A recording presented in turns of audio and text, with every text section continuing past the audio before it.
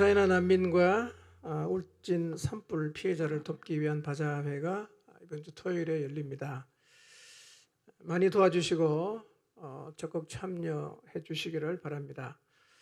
바자회 준비를 위해서 지난 한 달여 기간 동안 많은 분들이 수고를 해 주셨습니다. 또 물품을 기증해 주시고 사전 음식 판매를 위해서 음식을 준비하고 또 구입해 주셔서 사실은 이미 바자회가 진행이 되고 있습니다. 이 모든 일에 함께 하시고 협력해 주신 분들에게 감사를 드립니다. 이렇게 큰 일을 진행하다 보면 부족한 부분도 드러나고 또 미처 챙기지 못한 부분들도 드러나기 마련인데 넉넉한 마음으로 이해해 주시고 불평 없이 또 서로를 격려함으로 준비해 나가 주신 것도 감사를 드립니다. 바자회를 준비하면서 무엇보다 파열음이 일어나지 않기를 기도하자고 부탁을 드렸는데 모두가 기도하면서 그렇게 잘 준비해서 어려움 없이 지나온 것 같습니다. 이제 마지막 한 주가 남았는데요. 이 한 주가 사실은 제일 중요합니다. 이번 한 주는 이전보다 일도 좀 더 많고 또 바쁠 것입니다. 사단도 여기에 틈을 타서 우리의 마음을 흔들려 할 것입니다. 그래서 더 깨어 기도하는 것 그리고 넉넉한 마음으로 섬기려는 자세가 필요합니다. 특히 이번 한 주는요, 수고하고 섬기는 이들을 향해서 부족한 부분에 대한 지적과 비판과 판단보다는 감사와 격려를 많이 하도록 의도적으로 연습하시기를 바랍니다. 수고하고 섬기는 사람들을 볼 때 어떻게 격려하고 감사를 표할지를 많이 생각하시기를 바랍니다. 잘못된 것, 부족한 것, 이게 많이 보이는 게 절대로 예리한 게 아니고요. 그게 부정적인 겁니다. 이런 의미에서는 절대로 예리해지시면 안 되고요. 어떻게 격려할까? 뭐라고 감사를 표현할까? 이런 노력을 계속하면요. 상황이나 사람을 바라보는 관점에 변화가 생깁니다. 어떤 변화가 생기느냐? 비판하는 사람이 격려하는 사람이 되는 거예요. 불평하던 사람이 감사하는 사람이 되는 것입니다. 관점이 바뀔 때까지 계속 연습해야 됩니다. 연습하시기 바랍니다. 저도 많이 연습합니다. 계속 연습합니다. 여러분, 한 사건이나 사람을 두고 할 수 있는 말이 굉장히 많습니다. 어떤 말을 내뱉을 건가? 예리한 사람 되지 마시기 바랍니다. 격려하는 사람 되시고 감사를 표현하는 사람이 되십시오. 어차피 완벽한 사람은 세상에는 없습니다. 남은 한 주 공동체를 사랑하는 마음으로 바자회 준비에 최선을 다해 주시길 부탁드립니다. 우리는 이 5월을 회복의 달로 정하고 회복의 자리에 나가기 위해서 노력을 하고 있는데 벌써 5월 22일 이번 주 말이 되면 5월 28일이니까 5월이 거의 다 갔습니다. 우리는 지금 이전보다 좀 더 회복이 되었을까요?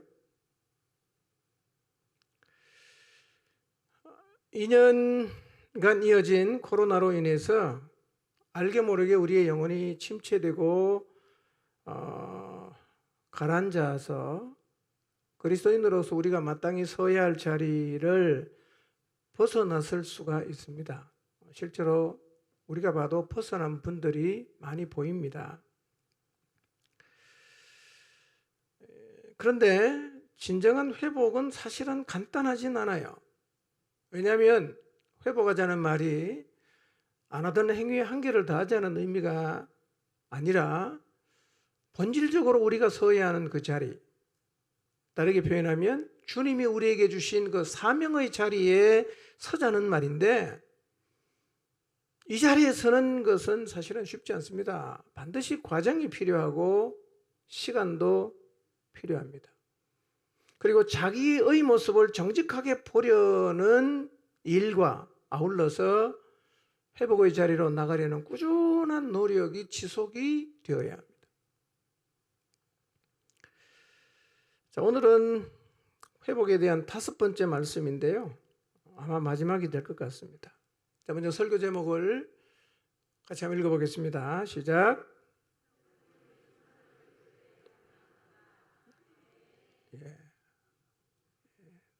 다시 앞에 거부터 읽으시기 바랍니다.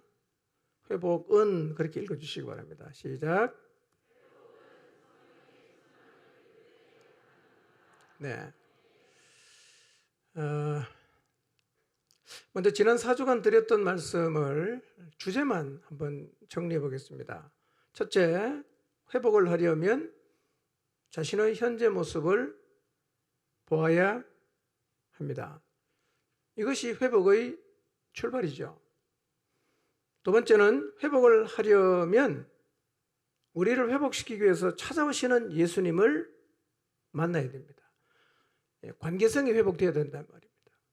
세 번째, 회복을 하려면 모든 상황에서 예수님이 뭐라고 말씀하시는가 그분의 말씀을 기억해야 됩니다. 그분의 말씀은 우리에게 길이니까요. 네 번째, 회복을 하려면 믿음이 살아나야 합니다. 믿음은 엔진과 같은 것입니다. 믿음을 잃어버리면 엔진이 꺼진 겁니다.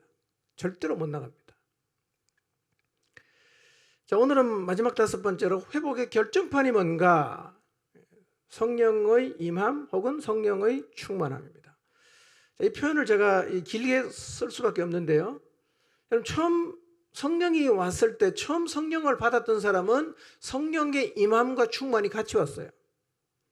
오늘날은 성령을 받을 때 충만이 반드시 같이 오지 않습니다. 충만을 잃어버릴 수 있습니다.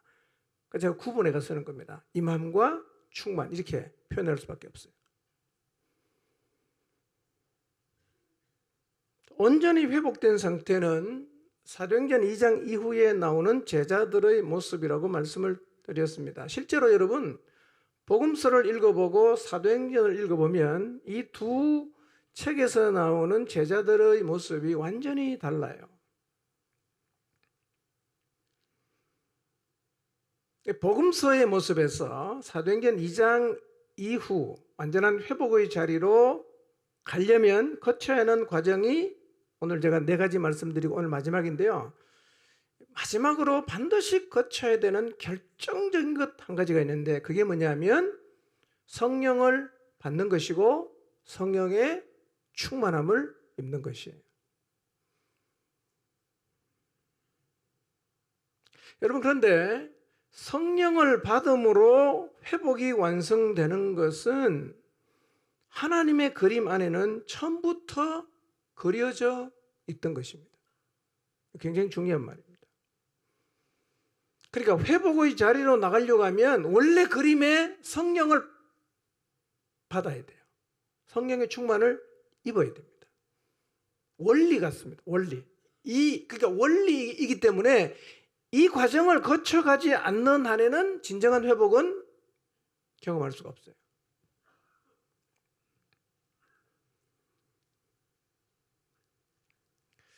자, 오늘 본문 말씀을 한번 보겠습니다. 읽었으니까요. 설명하겠습니다. 제자들이 성령을 받는 장면입니다. 마가의 다락방에 모여서 지금 10일째 기도를 하고 있는데 그날이 오순절이었습니다. 근데 그들이 마가의 다락방에서 모여서 기도를 하고 있는데 갑자기 하늘로부터 급하고 강한 바람 같은 소리, 한번 상상해 보세요. 급하고 강한 바람 소리, 어떤 소리인지 대충 감이 잡히죠? 슈, 이런 소리가 났다는 겁니다. 그 소리가 제자들이 모여서 기도하는 온 집안을 가득 채웠습니다. 그러니까 이 바람 소리가 그냥 확 찼어요.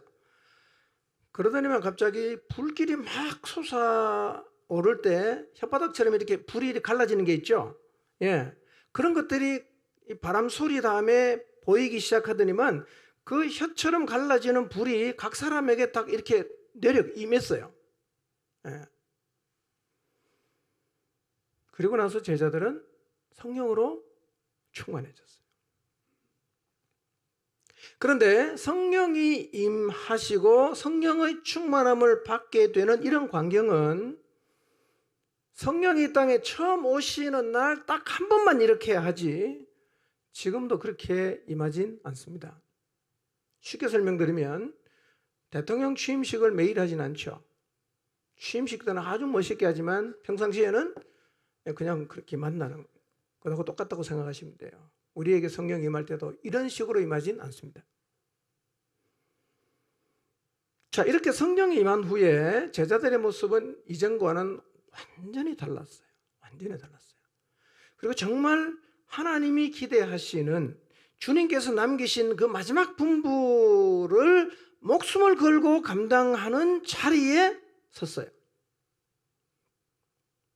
자, 그러니까 완전한 회복의 자리에 서려면 반드시 뭘 경험해야 되냐면 성령의 임함과 충만을 경험해야 됩니다.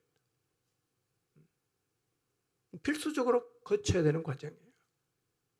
난 성령 충만 피곤해. 그거 하려면 기도 많이 해야 되잖아. 나 그런 거 안 할래. 예, 그렇게 말할 수 있는 게 아니에요. 만약에 우리가 그렇게 말을 한다면 완전한 회복의 자리에는 계속 서지 못합니다. 여러분, 만약에요 완전한 회복의 자리에 서는데 성령이 필요하지 않다면, 가정입니다. 성령이 필요하지 않다면 제자들은요 예수님이 부활하고 40일 동안 다 만나고 다니고 했잖아요.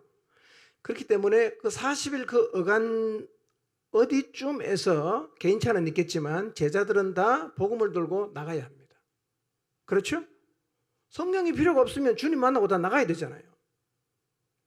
그런데 예수님께서 부활하시고 성천하기 전까지 이 40일 기간 주님이 계속 만나줬지만 온전한 회복의 자리에 섰던 제자는 한 명도 없었습니다. 이 말은 우리가 온전한 회복의 자리에 서는 데는 뭐가 필요하다? 성령의 임함과 충만이 필수적으로 필요하다는 얘기입니다. 그거 필요 없으면 그냥 40일 그 어간에 제자들이 다 나가야 돼요. 근데 아무도 안 나갔어요. 근데 제자들이 안 나간 게 아니었어요. 주님이 나가지 말라 그랬습니다. 여러분 성경을 보시면 예수님은 공생의 사역을 하실 때도 부활하신 다음에 40일 동안 제자를 만나러 다니실 때도 그리고 성천하시기 직전에도 똑같은 말을 반복했습니다. 그게 뭐냐? 성령을 받으라 라는 얘기를 하셨어요. 그러니까 제자들이 주님의 제자다운 자리에서는 완전한 회복을 하려면 원래 계획이 뭐라는 겁니까? 성령을 받고 나가야 된다는 거예요.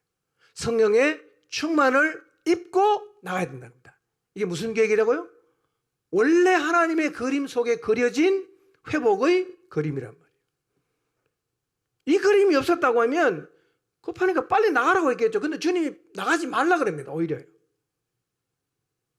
자, 성경을 한번 보겠습니다. 요한복음 20장 22절입니다. 읽겠습니다. 시작.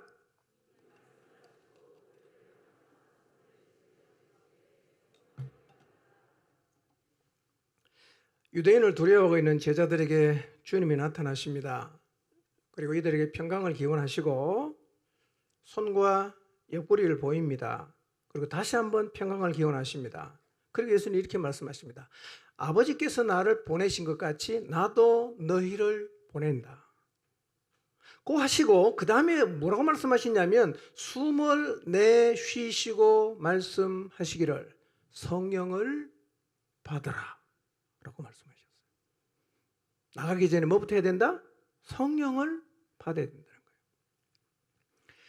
완전한 회복의 자리에 서서 참 제자의 삶을 살려면 반드시 성령을 받아야 됩니다.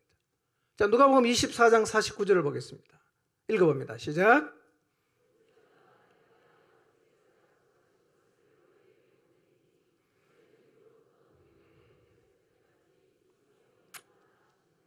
자, 누가복음에서도 예수님이 11 제자에게 나타나셔서 자기를 확인시킨 다음에 자, 이제 빨리 나가. 이렇게 말을 하셔야 맞잖아요. 근데 주님 뭐라고 말씀하십니까? 위로부터 능력으로 입혀질 때까지는 나가지 말고 여기 머물러라는 거예요. 기다려야 돼, 여기서. 능력으로 입힐 때까지 머물라는 말은 언제까지 머물라는 겁니까? 성령이 임할 때까지 머물러라. 그러니 제자로서의 주님이 주신 사명을 감당하려고 하면 반드시 뭘 받고 나가야 된다? 성령을 받고 나가야 된다. 이게 원래 하나님의 계획이에요. 이 순서대로 가야 됩니다. 자, 그리고 부활하시고 40일이 지난 후 주님 이제 성천하시는데요. 성천하시기 직전에도 똑같은 말씀하십니다. 사도행전 1장 4절을 봅니다. 시작. 그들에게 분부하여 이르시되 예루살렘을 떠나지 말고 내게서 들은 바 아버지께서 약속하신 것을 기다리라. 그러니까 복음의 증인되는 자리에 서려고 하면 순서가 뭐부터? 성령을 받는 것부터, 성령의 충만을 입는 것부터 먼저 하고 그 다음에 나가는 게 하나님의 순서란 말이에요. 그러니까 여러분 회복의 자리에 서려고 하면 반드시 뭘 받아야 됩니까? 성령의 충만을 경험해야 돼요. 성령의 충만을 경험해야 됩니다.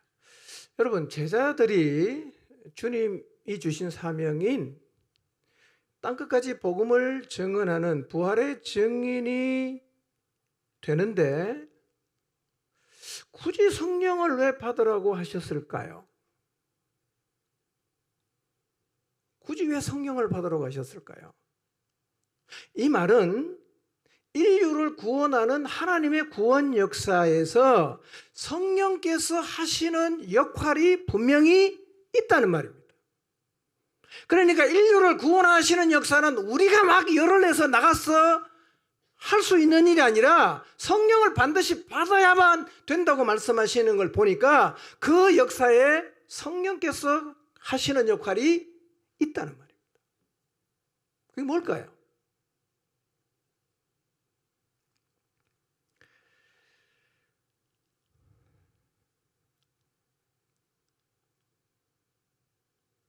여러분, 구원의 역사는 예수님이 혼자 하신 건 아니었어요.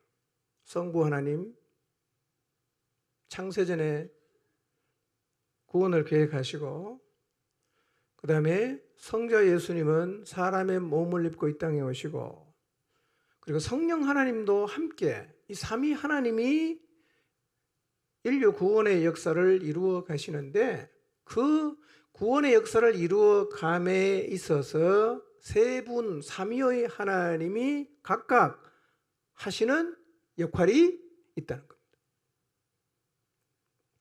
삼위 하나님이 인간을 구원하시는 역할은 다음과 같습니다. 자, 가장 기본적으로 삼위 하나님이 인간을 창조하셨어요. 우리가 우리의 형상대로 우리의 모양을 따라 사람을 만들자. 삼위 하나님이 인간을 창조하셨어요. 그런데 하나님의 걸작인 처음 사람 아담과 하와가 사탄의 거짓에 속아 타락합니다. 인간은 하나님의 진노와 심판 아래 놓이게 되었습니다. 인간을 사랑하시는 성부 하나님께서 인간을 구원하시기 위해서 구원자로 대속의 제물로 자기의 아들을 이 세상에 구원자로 보내십니다. 그분이 누굽니까? 성자 하나님 예수 그리스도예요. 그런데 그 아들이 세상에 구원의 역사를 이루기 위해서 오시는 과정에서도 성령께서 하신 일이 있어요. 그게 뭔가? 마태복음 1장 20절 보겠습니다. 읽어봅니다. 시작. 이 일을 생각할 때에 주의 사자가 현몽하여 이르되 다윗의 자손 요셉아 내 아내 마리아 데려오기를 무서워하지 말라. 그에게 잉태된 자는 성령으로 된 것이라. 자, 하나님이신 그분이 사람으로 이 땅에 오려고 하니까 누군가의 몸을 빌려야 되잖아. 남자의 후손은 안 되거든요. 죄가 유전이 되니까 여자의 후손으로 와야 돼요. 여자는 애를 임신할 수가 없어. 그때 마리아의 몸에 예수 그리스도를 잉태하게 하신 일을 누가 했다고 성경이 말합니까? 성령이 했습니다. 성령. 성령께서 마리아에게 하나님의 아들이 잉태되게 하셨습니다. 누가복음 1장 35절 보겠습니다. 읽습니다. 시작. 천사가 대답하여 이르되 성령이 내게 임하시고 지극히 높으신 이의 능력이 너를 덮으시리니 이름으로 나실 바 거룩한 이는 하나님의 아들이라 일컬어지리라. 가브리엘 천사가 엘리사벳에게 가서 잉태 소식을 전하고 그 다음에 6개월 뒤에 마리아에게 찾아왔어요. 그리고 잉태 소식을 전합니다. 하늘의 은혜를 입은 자여 평안할지어다. 그러면서 하나님의 아들을 잉태하는 소식을 전했을 때 마리아가 이렇게 반문합니다. 저는 남자를 알지 못하는데 어떻게 내가 아이를 가질 수 있겠습니까? 라고 반문했습니다. 그때 천사가 대답합니다. 성령이 내게 임하시고 지극히 높으신 이의 능력이 너를 덮을 것이니 이 일은 가능하고 그리고 이 아이는 너가 낳게 될 이 아이는 하나님의 아들이라 일컬어질 것이라고 하셨어요. 그러니까 이미 성령께서도 인류 구원의 역사에 참여하고 계신 거예요. 이미. 이렇게 성령으로 잉태되어 오신 성자 예수님은 성부 하나님이 보내신 목적대로 속죄의 제물이 되셔서 십자가에서 죽으세요. 자, 빌립보서 2장 6절에서 8절 한번 볼까요? 시작. 원래 하나님과 똑같은 분이면서도 하나님과 똑같은 자리에 있지 않으시고 도리어 자신을 온전히 비운 후에 종의 모습을 취하셔서 우리와 똑같은 사람이 되셨습니다. 이처럼 사람의 모습으로 이 땅에 오신 그리스도께서는 자기를 온전히 낮추셔서 죽기까지 아버지 하나님께 순종하셨으니 곧 십자가에 달려 죽으신 것입니다. 자, 아들 예수님은 성부도 하나님이고 성자도 하나님이에요. 동등하잖아. 그런데 아들 예수님은 하나님과 같은 자리에 앉질 않아요. 도리어 자기를 낮춥니다. 비웁니다. 종의 모습을 취해서 피조물인 인간과 똑같은 사람으로 오셨어요. 그리고 죽기까지 복종하시고 순종했습니다. 그게 곧 십자가에 달려 죽으신 거예요. 자, 근데 그리스도께서 십자가에서 죽고 난 다음에 에베소서의 말씀 보면 하나님의 능력이 그리스도 안에서 역사합니다. 그래서 죽은 지 사흘 만에 다시 살리세요. 그 다음에 하늘에서 하나님 보좌 우편에 앉히십니다. 그리고 모든 통치와 권세와 능력과 주권과 이 세상뿐만 아니라 오는 세상에 일컫는 모든 이름 위에 뛰어나게 하십니다. 그리고 구원의 역사를 위해서 대속의 제물로 죽으신 예수 그리스도에게 만물이 다 복종하게 하셨어요.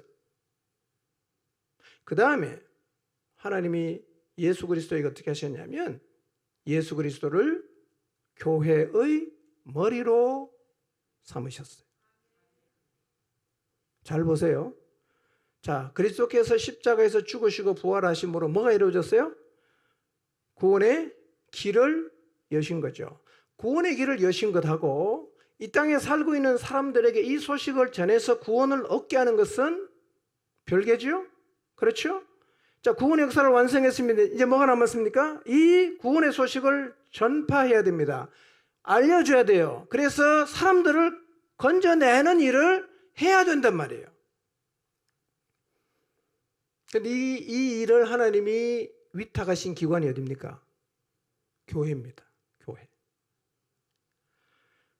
여러분, 교회는 영원전의 인류 구원을 위해서 하나님이 계획하신 곳이고요. 그 교회는 유대인과 이방인 차별 없이 모든 사람을 수용하는 곳이 바로 교회입니다. 그러니까 예수 그리스도께서 이루어 놓으신 구원의 역사를 온 세상에 전파해서 세상을 구원하는 일을 감당하는 곳이 어디라고요? 교회잖아. 그런데 예수 그리스도를 하나님이 뭘로 세웠어요? 교회의 머리로 세웠다. 이게 무슨 얘기일까요? 그러니까 하나님은 인류를 구원하기 위해서 구원의 길을 여시는 일도 그분이 하시지만 이 세상을 구원하는 일도 누가 주도한다는 겁니까? 하나님이 주도한다는 거예요. 그리스도가 교회의 머리야.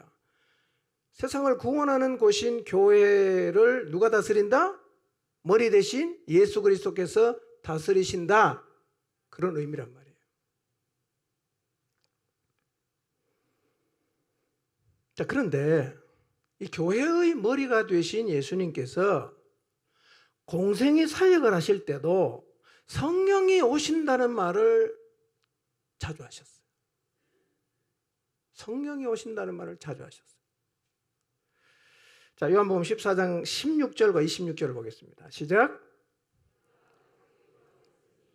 그가 또 다른 보혜사를 너희에게 주사 영원토록 너희와 함께 있게 하리니 보혜사 곧 아버지께서 내 이름으로 보내실 성령, 그가 너희에게 모든 것을 가르치고 내가 너희에게 말한 모든 것을 생각나게 하리라. 16절에 보면 내가 아버지께 구하겠으니 그가 또 다른 보혜사를 너희에게 주셔서 영원토록 너희와 함께 있게 할 거다.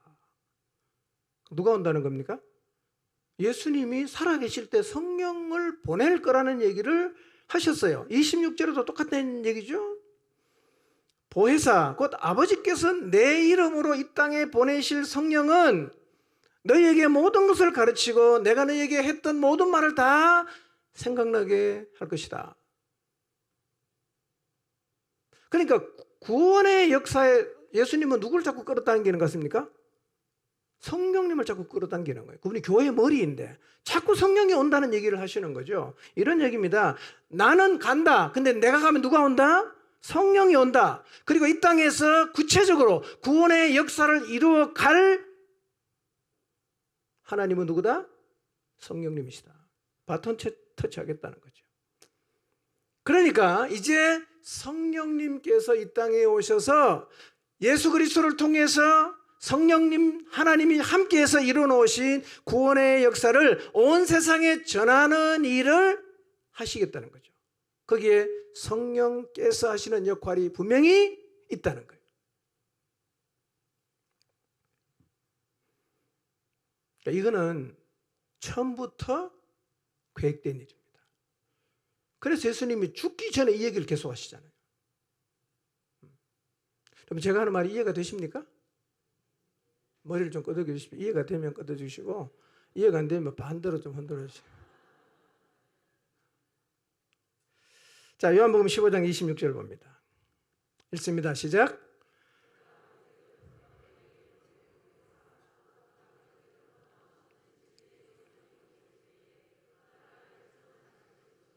네. 내가 아버지께로부터 너희에게 보낼 보혜사 아버지께로부터 나오시는 진리의 성령이 오시면 그가 나를 증언하신다. 성령이 뭐 하십니까? 진리를 증언하는 일을 하세요. 이 말씀 그대로 성령님이 오시고 성령의 충만을 입은 제자들이 나가서 한 일이 뭡니까? 예수님을 증언하는 일을 한 거예요.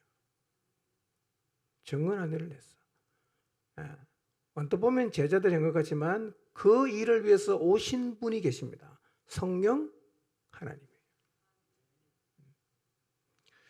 자, 요한복음 16장 7절을 보겠습니다. 시작.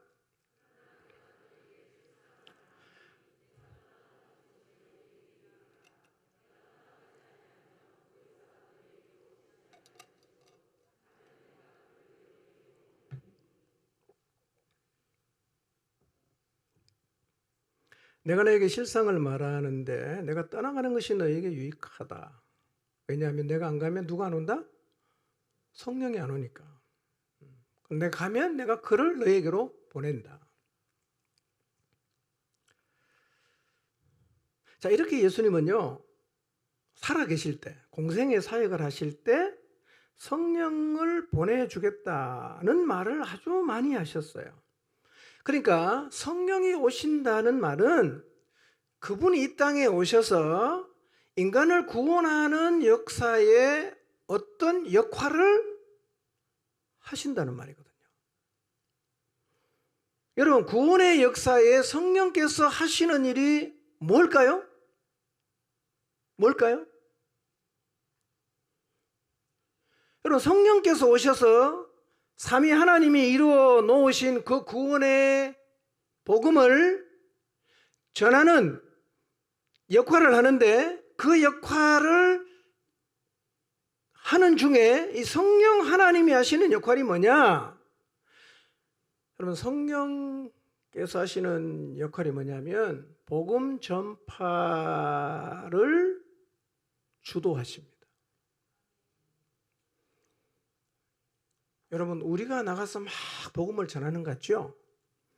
성경을 보면요, 이 복음 전파의 역사는 성령께서 주도하셨어요. 성령께서 주도하셨어요.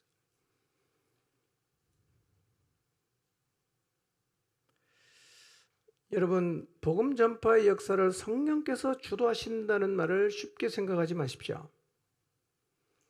자, 복음 전파의 역사를 주도하시는 분이 성령님이기 때문에 그분이 주도하잖아. 우리는 어떻게 할까요? 우리는 뭐 해야 됩니까? 우리는 함께 해야 되잖아. 그렇죠? 함께. 자, 그러면 성령께서 인류 구원의 역사를 주도하실 때 우리가 그 성령의 주도하시는 복음 전파의 역사에 함께 하려고 하면, 자, 우리에게 뭐가 필요할까요? 우선은 성령님이 우리 안에 계셔야 돼요. 두 번째로는 그분이 인도하실 때 인도를 받을 수 있는 상태가 돼야 돼요.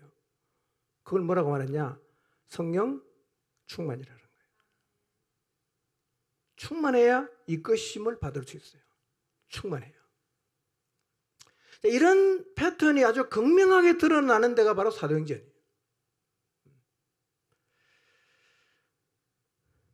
그래서 사명의 자리에 서는 것, 완전한 회복의 자리에 서는 것과 성령의 충만을 입는 것은 매우 깊은 관계가 있습니다.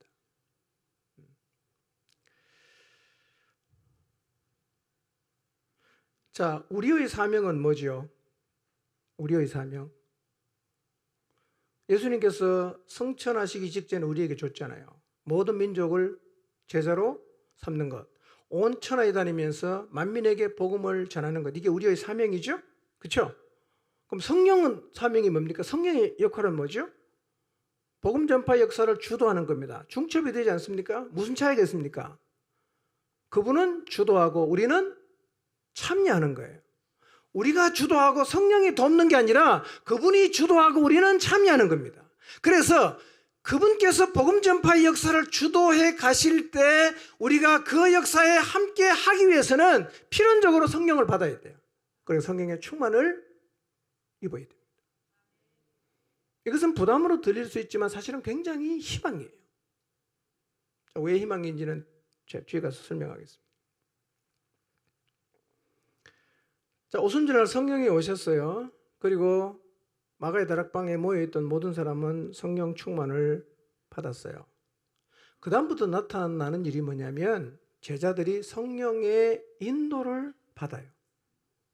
그리고 성령께서 주도하심을 따라 복음을 예루살렘에서 유다로, 사마리아로, 이방 땅으로, 땅끝까지 들고 갔는데, 분명한 건 성경을 보면 이 역사의 주도자는 성령님이셨어요. 분명히 성령님이셨어요.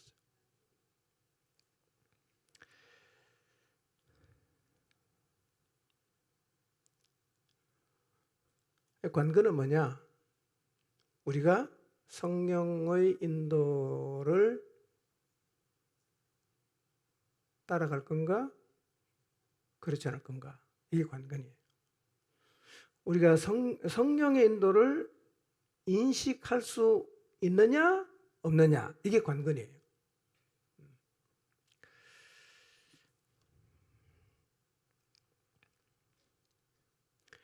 여러분, 사도행전을 보시면 복음 전파의 역사를 성령께서 주도하시는데요, 지경을 넓히는 것도 그분이 하세요. 새로운 길을 여는 것도 그분이 하십니다. 그럼 제자들은 뭐 하죠? 그걸 깨닫고 이해하고 따라가는 거예요. 사실 우리가 특히 그 가족, 자녀들을 복음 앞으로 우리가 이끌어내는 일에 한계점에 봉착하기 시작했어요. 안 돼. 말을 안 들어. 누가 주도하십니까? 이제 생각을 좀 바꿀 필요가 있어요. 성령이 주도하십니다. 성령이 주도하십니다. 우리는 순종하면 돼요. 그 희망입니다. 희망입니다.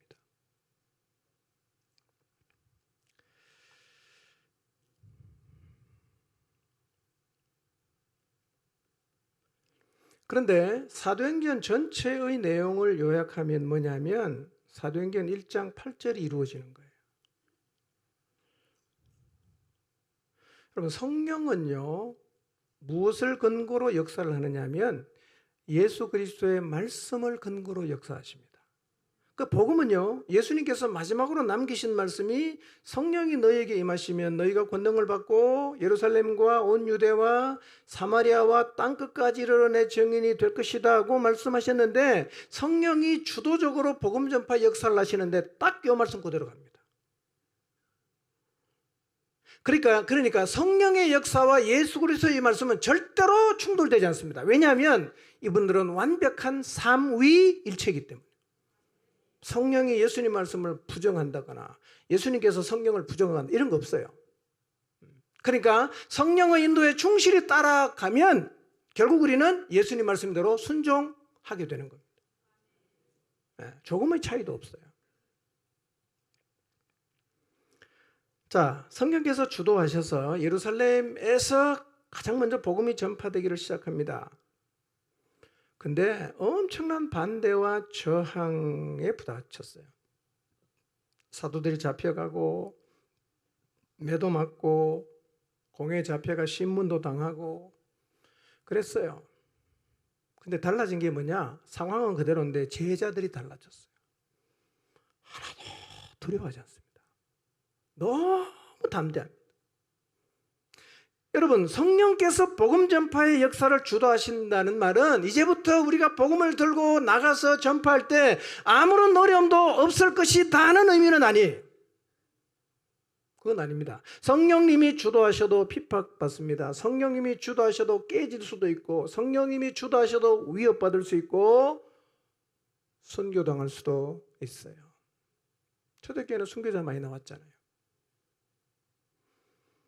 그러나 차이가 뭐냐? 이런 일을 겪어도 우리가 성령 충만하면 이 모든 일을 넉넉하게 감당합니다. 스데반처럼 자기를 향해 돌 던지는 사람을 용서해달라고 기도하면서 죽음을 맞이할 수가 있어요. 이게 성령 충만이에요. 그래서 실제로요, 성령 충만했던 제자들은 흔들리지 않습니다. 정말 담대하게 가요. 그래서 우리가 주님으로부터 받던 사명을 감당하려고 하면 반드시 뭐가 필요합니까? 성령의 충만을 입어야 됩니다. 자, 사도행전 8장 4절 5절 한번 읽어볼까요? 시작.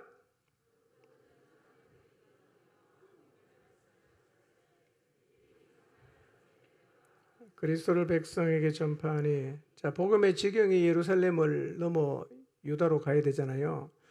근데 유대인들은 선민의식이 아직 깨지지 않았습니다. 이방인은 뭐 지옥의 불쏘시개 정도로 생각을 합니다. 전혀 관심이 없어요. 그래서 베드로가 고넬료의 집에 가서 먹고 복음을 전한 것 때문에 사실은 유대인들이 항의하는 겁니다. 네가 어떻게 이방인하고 같이 밥 먹을 수 있냐.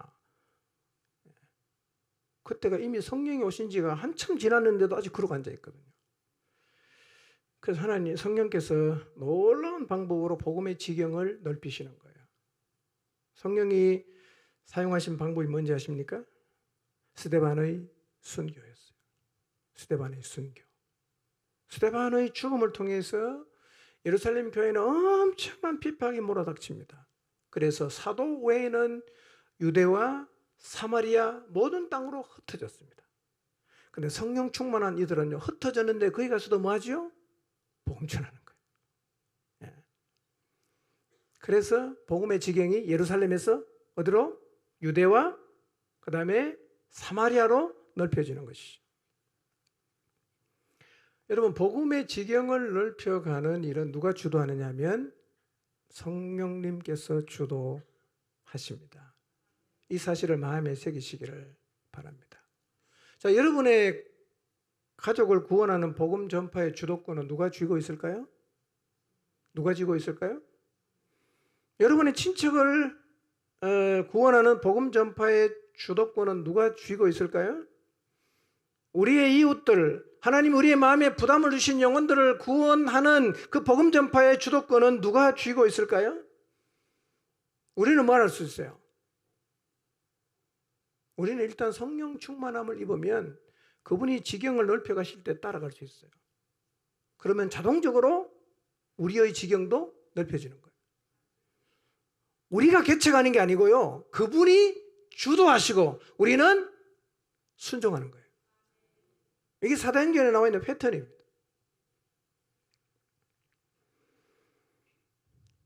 여러분, 사도행전 10장을 읽어보세요. 피장 시몬의 집에 있던 베드로가 고넬료의 집에 와서 복음을 전하잖아요. 이 놀라운 일을 누가 주도하셨는가 보세요. 한치 오차도 없이 성령께서 주도하셨어요. 베드로는 뭐 하면 돼요? 베드로는 성령 충만해서 성령님 말씀하시면 들을 수 있는 영적인 민감함, 성령의 인도하시면 따라갈 수 있는 성령 충만함만 갖고 있으면 하나님이 자유롭게 그런 사람은 사용하시는 거예요.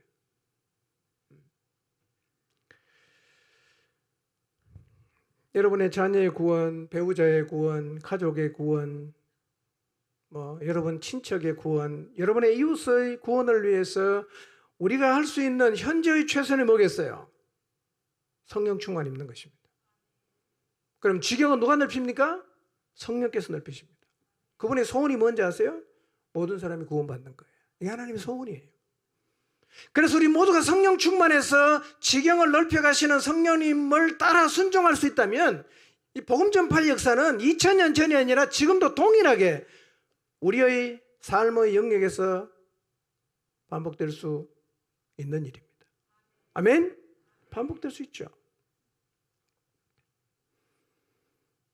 그리고 성령께서 흩어진 자들과 성령 충만한 바나바를 통해서 안디옥의 이방교회를 세우죠. 최초로. 그런데 그 교회 지도자들이 다 성령 충만했어요. 사도행전 12장 읽어보세요. 다 성령 충만했어요. 그리고 기도하다가 성령께서 내가 불러시키는 일을 위해서 두 사람을 따로 세워라. 바나바 사울이에요. 안수하고 보내라. 여러분, 그랬어요. 그 교회의 창립자인 바나바 사울에게 안수하고 두 사람을 섬겨서로 파송해요. 성령 충만하면 성령의 인도에 순종할 수가 있어요. 여러분, 지난주 빌립의 순종을 기억해 보세요. 광야로 가라. 광야에는 사람이 없거든. 그럼 빌립은 가잖아요. 가서 누굴 만납니까? 에티오피아 영 간다게의 모든 국고를 맡은 내시를 만났고 그 만남을 통해서 복음이 아프리카로 가잖아. 누가 지경을 넓힙니까? 주도하는 분은 성령이야. 우리는 순종하는 겁니다.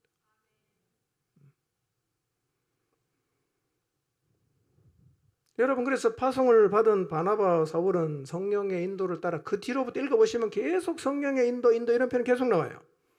루가오니아, 비시디아, 밤빌리아, 구브로 지역에서 계속 복음을 전하고요. 성령의 이끄심으로 복음의 지경은 계속 넓혀지고 가는 곳마다 교회가 세워졌어요. 그리고 돌아왔다가 2차 전도 여행을 떠나는데요. 이때는 하나님이 새롭게 지경을 넓혀주셨어요. 사도행전 16장 6절에서 10절인데요. 읽지는 않겠습니다. 잘 아는 내용이죠. 성령께서 이상하게요, 아시아에서 말씀을 전하는 걸 계속 막으셨어요. 이것도 사실은 영적인 민감함이 없는 사람은 막는다는 거 인식도 못합니다. 오늘은 일진이 안 좋네. 그러고 집에 갈 수도 있어요. 예. 그런데 일행들은요, 그래도 계속 부르기아와 갈라디아 지방을 거쳐서 무시아로 가서 드로아에 갔는데 밤에 환상이 나타났어요. 건너편 유럽 마게도냐죠. 마게도냐 사람 하나가 바울 앞에 있어서 건너와서 우리를 좀 도와달라고 막 간청하는 내용의 환상을 봤어요. 바울과 그 일행은 환상을 본 다음에 이게 무슨 의미일까? 그리고 그들의 의견 일치가 되었는데요. 그게 뭐냐? 하나님께서 마게도니아 사람에게 우리를 보내시는구나. 우리를 가라고 하시는구나. 그렇게 확신하고 갔어요. 그렇게 세워진 교회가 빌립보 교회잖아요. 빌립보 교회. 그러니까 복음 전파의 큰 그림은 누가 그립니까? 성령이 다 그립니다. 아시아로, 유럽으로, 스바나로, 로마로 다 그분이 그리십니다. 그러면 제자들이 해야 되는 일은 뭐죠? 그분이 그림 그리는 걸 알아차리고 순종하는 일이에요. 근데 그 순종, 그 알아차림을 누가 할 수 있냐? 성령 충만한 사람만 할 수가 있다.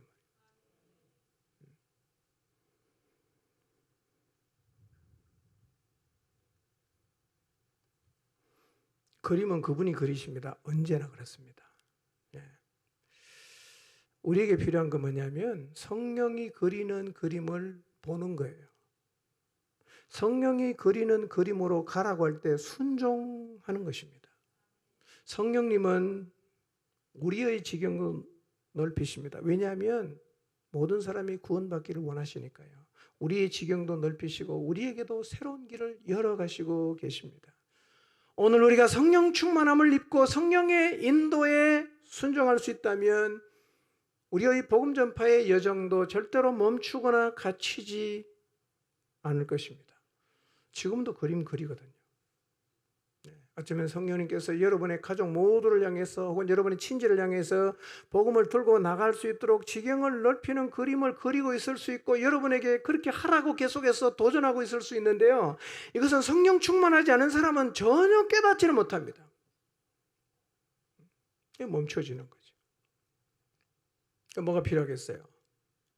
회복이 필요한 겁니다. 회복. 여러분 인류를 구원하는 그림을 성령님이 다 그리시지요. 그분은 누구를 찾겠어요? 그분과 함께 동역할 사람을 찾지요. 그분과 누가 동역할 수 있습니까? 성령 충만한 사람이 동역할 수 있습니다. 여러분 우리 가운데 성령께서 아무리 주도적으로 역사를 하셔도 그분의 인도를 받을 수 있는 사람이 없고 그분의 인도에 순종할 사람이 없다면 지경이 넓혀지고 새로운 길이 열리는 역사는 우리에게서 일어날 수가 없지 않겠습니까? 알아차려야 되잖아. 어디로 가라고 말씀하시는지 뭘 하라고 말씀하시는지 알아차릴 수 없다면 여러분 그분이 아무리 주도적으로 역사를 하셔도 우리 안에는 그 역사들이 일어나지 못하게 될 것입니다. 근데 복음 전파 역사가 멈추었다. 막혔다. 어디로든 갈 데가 없다. 뭐가 필요하겠어요? 회복이 필요하다. 영적으로 회복돼야 되겠다. 앞을 봐도 갈 데가 없고 옆을 봐도 갈 데가 없고 뒤로 봐도 갈 데가 없고 딱 갇혔다. 그러면 내가 지금 회복이 필요하구나 라는 사실을 알아야 되고 회복을 하는 과정 중에 마지막 사실은 하이라이트가 뭐냐? 성령의 충만입니다.